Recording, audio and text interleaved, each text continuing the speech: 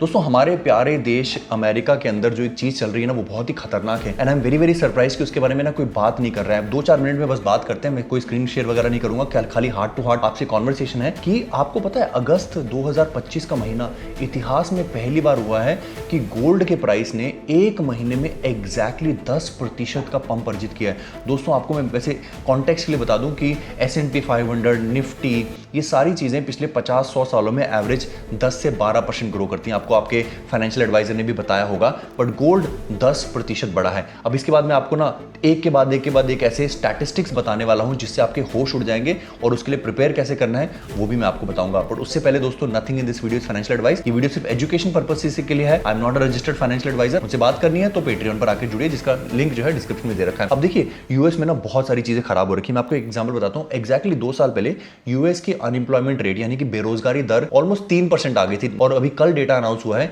कि 4.3% है। आपको शायद ये बात आम लग रही होगी। आपको ये भी पता है कि फेड के लिए जो बेंचमार्क है वो 4% से नीचे अनएम्प्लॉयमेंट रखने का है। पर मैं आपको मोटी मोटी चीज बता दूं, it is not just about unemployment. जो नई जॉब्स क्रिएट हो रही हैं, करीब 71 लाख जॉब्स क्रिएट हुई हैं अगस्त के महीने में, जुलाई और अगस्त के महीने में।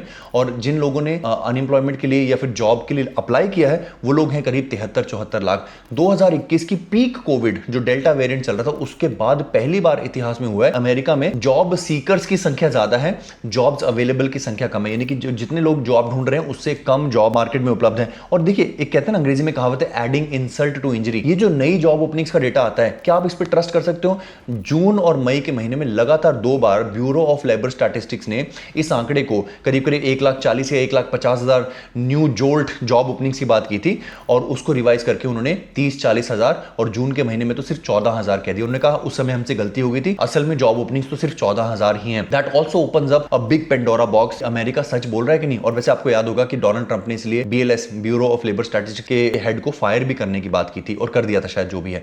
तो बट एक तरफ तो डेटा बहुत ही बेकार है और डेटा 2-3 महीने बाद रिवाइज कर दिया जाता है ताकि अगर इस समय डेटा, मान लीजिए एक एग्जांपल देता हूं कि वास्तव में अगर अगस्त का अनएम्प्लॉयमेंट रेट 5% होता और इस समय वो 5% अनाउंस कर देते तो डोनाल्ड ट्रंप और उनके बेटों को, बाकी हार्वर्ड लुटनिक और स्कॉट बेसेंट्स को, जितने भी बड़े बड़े अधिकारी, उनको अपने स्टॉक्स और एसेट्स बेचने का टाइम कैसे मिलता? तो ऐसे समय पर ये अक्सर एक तिकड़म की जाती है कि इनसाइडर्स को बोला जाता है या रिपोर्टर्स को बोला जाता है कि चीज़ों को अच्छा दिखाओ, बाद में हम 2 महीने बाद बोल देंगे कि हमने रिवाइज किया है। That is very very scary.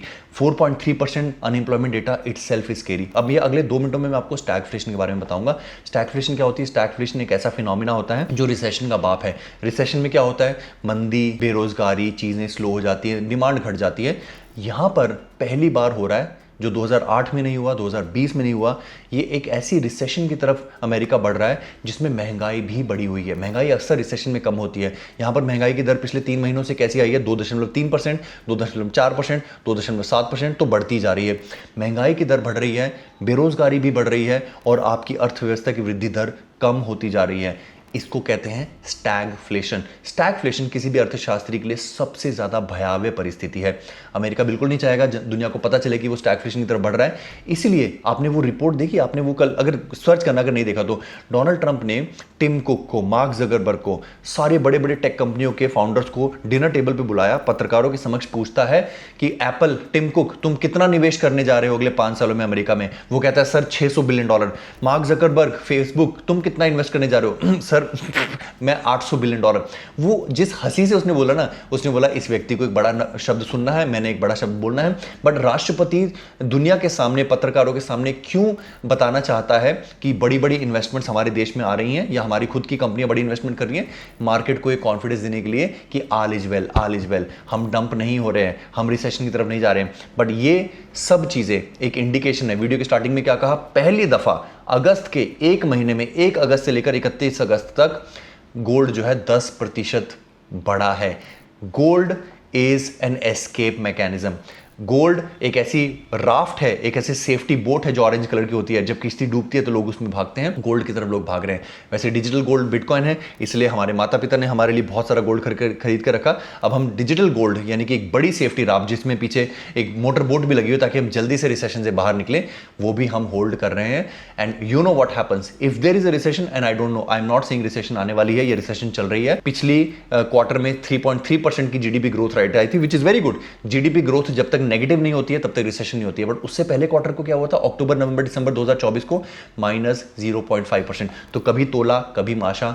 US की इकोनॉमी रिसेशन में या तो जाने वाली है या जा चुकी है, नोबडी नोज, क्योंकि नंबर्स मैनिपुलेट होते हैं। आपको safety raft, life jacket, orange colour की पिल जो कि बिटकॉइन है उसको पहनना है। और इस समय मैं आपको फिर से आगाह कराऊंगा, अगर ऐसा कुछ अनफोर्सीन होता है, दुर्भाग्यपूर्ण चीज होती है, तो ऑल्ट कॉइन्स नहीं बचेंगे। मैं आपको डराने के लिए नहीं कह रहा हूं, you should hold alt coins, but हर समय पिछले 4 साल में रोहित शर्मा का 50-30-15-5 रूल आपको हर मौसम से बचाएगा। अपना ख्याल रखें, अपने माता पिता का ख्याल रखें। धन्यवाद, जय हिंद।